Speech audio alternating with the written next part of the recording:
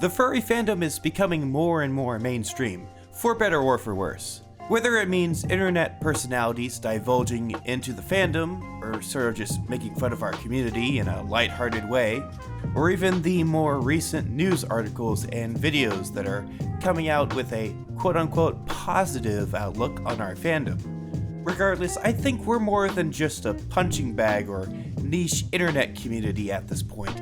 Gone are the days of complete unabashed trolling and close-minded criticism. Now we're just a bunch of harmless weirdos that sort of get made fun of every once in a while. Now you still have people who don't know what a furry is, or why their teenage children are giggling about personas. But those people are always going to be out there. They're always going to exist. So I'm not sure if I'm going to actually call this How Furry or not.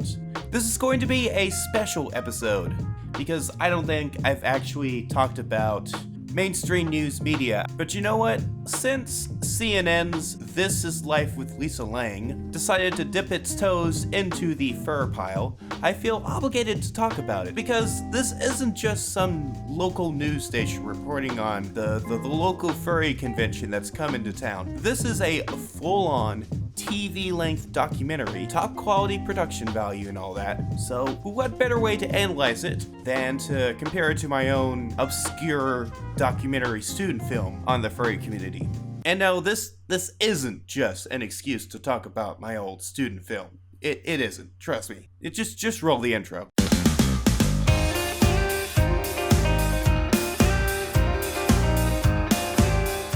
If you didn't know, the furry fandom has a complicated history when it comes to being represented in news media and otherwise. This is even brought up in the CNN documentary on furries.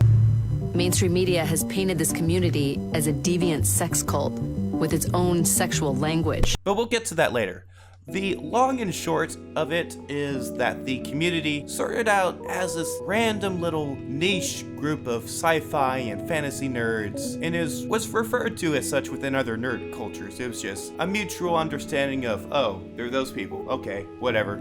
This special program on the Sci-Fi Channel back in the 90s, when it was super cool and very 90s, will give you an idea of the more innocent look at furries. Conference was started in late 1988 after several years when we had been putting on parties at other conventions for people with an interest in anthropomorphic characters, which is basically everything from Mickey Mouse and Bugs Bunny to the Teenage Mutant Ninja Turtles and in between. But then somehow there were rumors of sexual deviancy and the gay rampant in the furry community. And that just led outsiders to just throw up their arms, because they've had it up to here with our furry animal nonsense now that that label was applied to us. They're animal lovers, and they get a warm, fuzzy feeling from fur. Part of the furry, I really think, is a sexual attraction.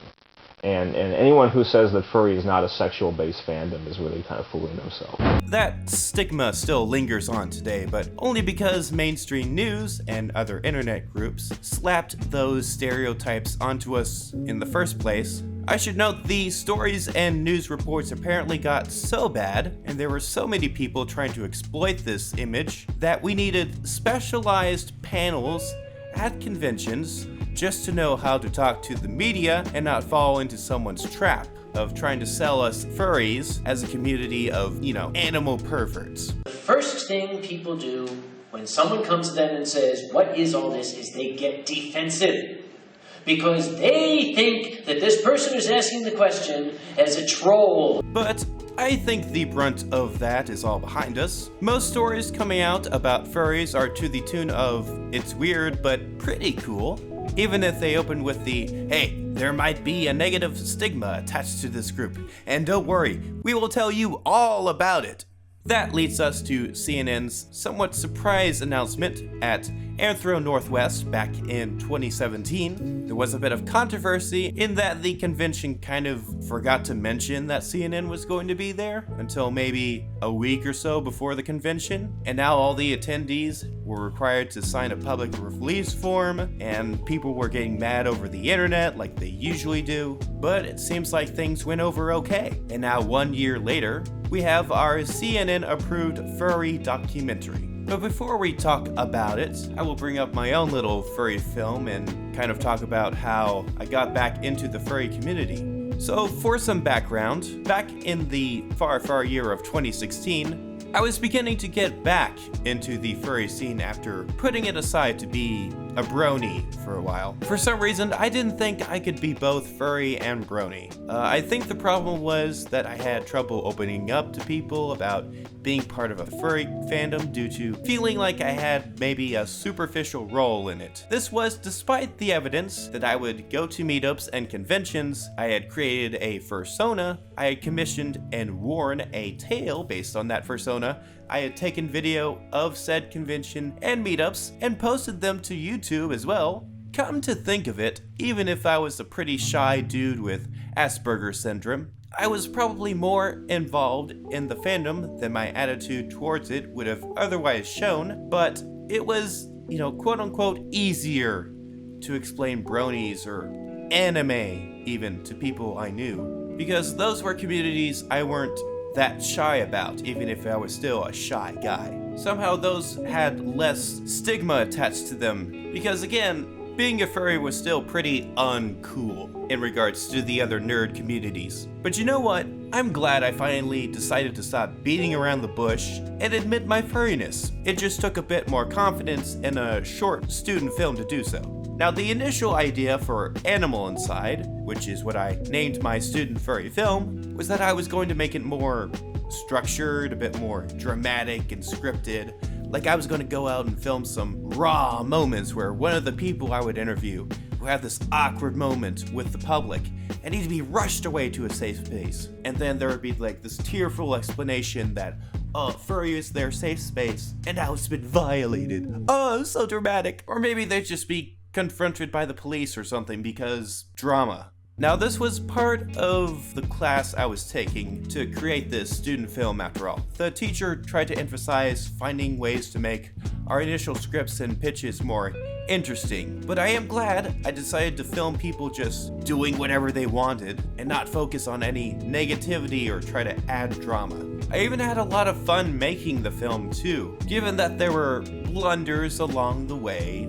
At my university, we had access to high-quality film cameras that would shoot in like almost 4K. But some of the scenes you might notice are a bit grainier and not that great because at the time I had forgotten to rent that equipment and all I had access to was a used camcorder that could shoot up to 1080i 30 frames per second instead of the better standard of like 1080p 60 frames per second. And instead of having the fancy separate boom microphone that you would carry and get more clear audio from the person you're interviewing, I had to use that little camcorder's built-in microphone. Generally, it just didn't sound as good. And this was also my first time using Premiere for a big project like this, so I had no idea what to do in terms of like font selection.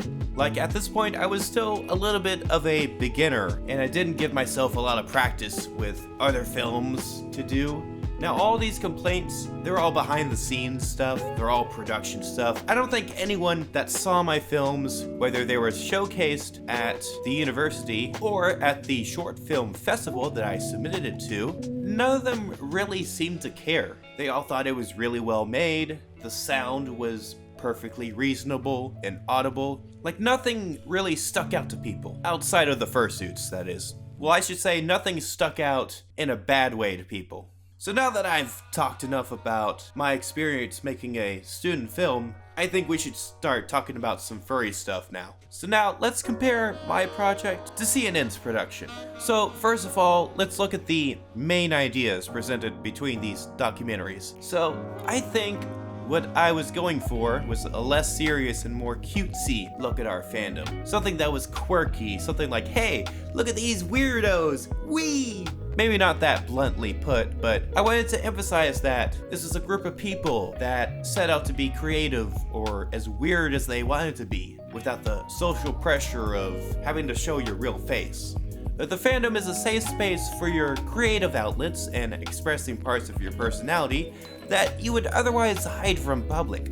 Now, it seems like Lisa Long went for that angle as well, but on a much more personal and, how would I say it, deeply flawed kind of a way. Not deeply flawed as in the execution, but as in the person they're interviewing. You have people dealing with crippling physical injuries, social anxiety, extreme PTSD as their showcased people that they interviewed, and that this furry fandom is their coping mechanism and support group. And that's a lot more serious than what I was presenting. It is definitely a lot more of an interesting story.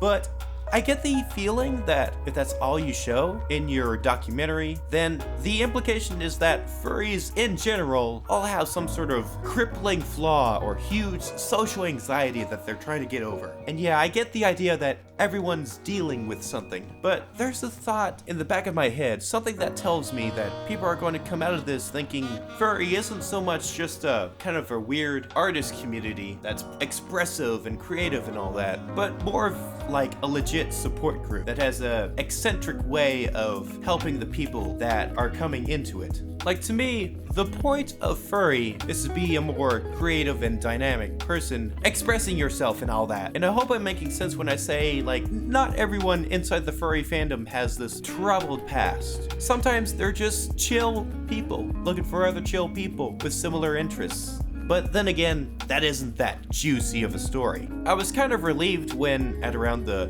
33-minute mark, Uncle Kage comes up and expresses what I've been trying to say. Anybody out there can enjoy what this community has to offer. There's no limitation.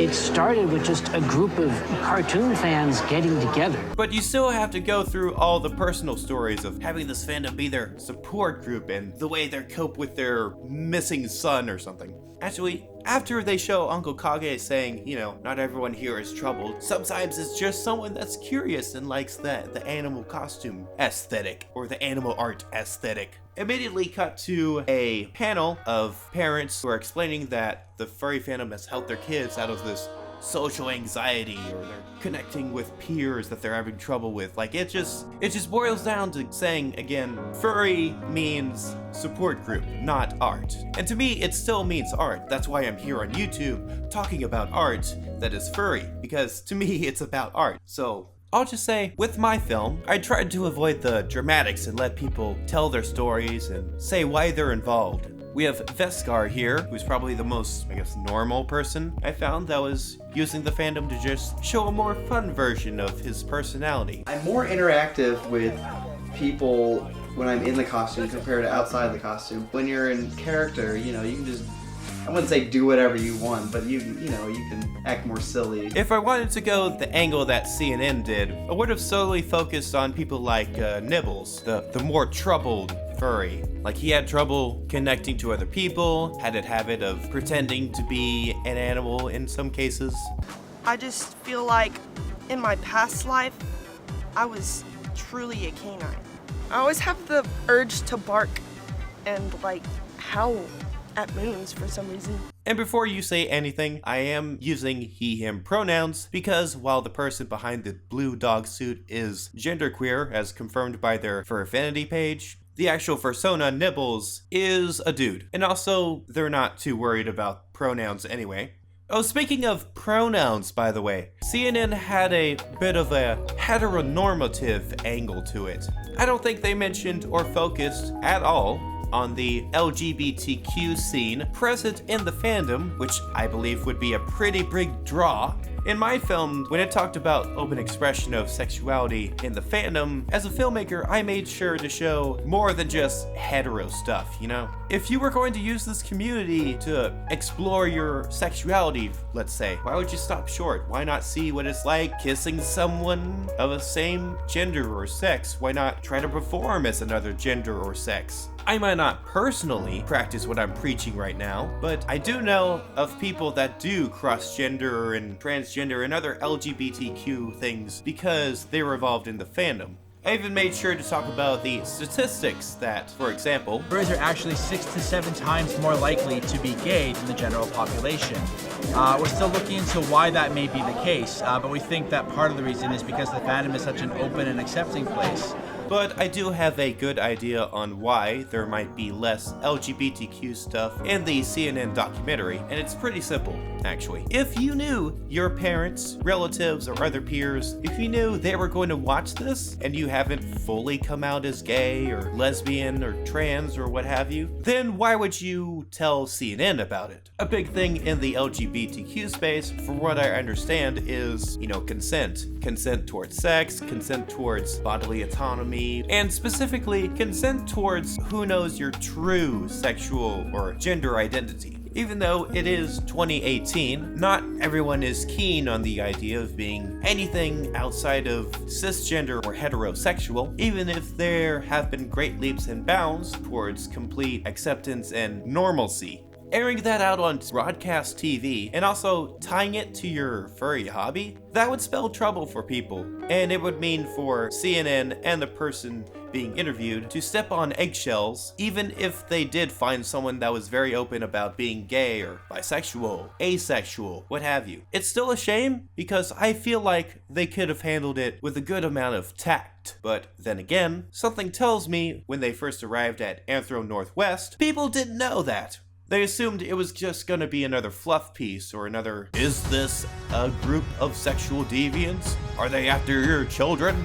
But you get the idea. There was a missed opportunity that could have really added to it. Another issue that's prevalent with, I'd say, 99% of news reports and documentaries and other videos on furries, something that I tried to avoid, but probably guilty of anyway, is the emphasis on fursuits, the furry costumes and all that, and nothing but. There are small clips here and there of the artist's alley or the dealer's stand wherever you see people looking at traditional or digital art pieces, but the cameras are clearly more framed around all the actual animal costumes. With my student film, I made sure to make it clear that there are people that make their own small businesses selling art pieces, like this person, for example. I sell squeaky toys. So there's little ones that you can just hang on your badge. There are bigger ones that a lot of fursuiters will actually use for like prop if they want to.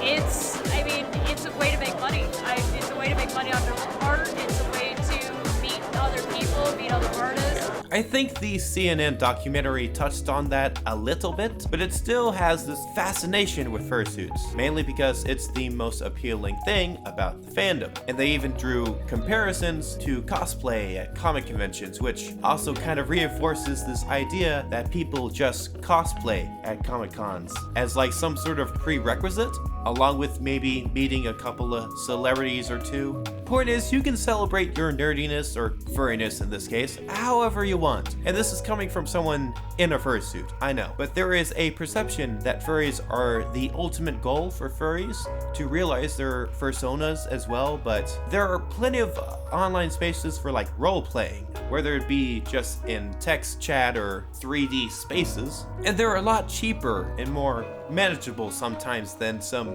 $3,000 full-body animal costume. I personally still think I could have done better and found a furry to showcase that didn't own a fursuit, that solely focused on art or music, but maybe they would have been outshone by the fursuits anyway. There are other little weird things that stuck out to me, like the fact that they focused on the masquerade ball and not the rave. I would associate more with furries because I go to those furry dances more than the masquerades. I don't think I've ever been to a masquerade at a convention. Just doesn't really seem like my kind of scene. So maybe that clouded my judgment, but maybe CNN found something more fascinating with a masquerade ball rather than an EDM rave party with bright flashing lights and louder music. And I could go more and more about minute details that I thought were interesting, but this video is getting long enough as it is, and I kind of want to wrap it up. So I guess my conclusion here is one that comes from a documentary filmmaker myself, critiquing another documentary film on the same subject. It could always be better, but I am satisfied with what we got. Very satisfied, actually. While the stories were more dramatic, they were really well told and given a lot of structure to really dig into the interviewee's character and how it develops and all that good writing stuff. Probably because they had a longer length and more footage to deal with. Theirs was more than 40 minutes long, mine was only 15 minutes. So they had a lot more to deal with. And that's even including all the TV bumpers here and there. I think ultimately my angle with the student film I was making was more neutral and talked about some more important aspects of the furry community, like the LGBTQ presence and expressing yourself outside of just fursuiting. But CNN presented a much more juicier and entertaining story about the fandom, even if it still reinforces some misconceptions and puts a bit too much focus on that sexual deviant stigma. When you first heard of the furry phenomenon, did you think that there could be a sexual component to it at the time? There's a perception that furries are comprised of a bunch of sexual deviants. There is a perception that furries are a bunch of sexual deviants. How do you respond to that? So, finally, overall, I think Lisa Lang did a very good job, despite the fursuit emphasis and disregard of LGBT elements, and it's probably one of the best documentaries I've seen on furries. I'll even say it's better than what I made, mostly because I'm a perfectionist and I'm never truly 100% satisfied with what I make. So thanks again for listening to my thoughts on this documentary. I promise I'll get back to reviewing more creative, fictional media next time for my How Furry series. This has been Gregor, award-winning filmmaker Reindeer, with a special episode of How Furry Is It? I suggest you watch a couple more of my videos before committing to it and subscribing to my channel. You can throw in a like if you liked the video. Please comment and tell me if my take on this documentary was good or not. And as always, stick around if you'd like for some more anthro-analysis and antler antics. Hey Holly, could you come near me? Can't you see I am here waiting? You and me, we can take on the world. Hey Holly, your eyes are so pretty. Can't you see the sparks are just flying? You and me, will you give me a hand? Our term for intercourse is yiffing.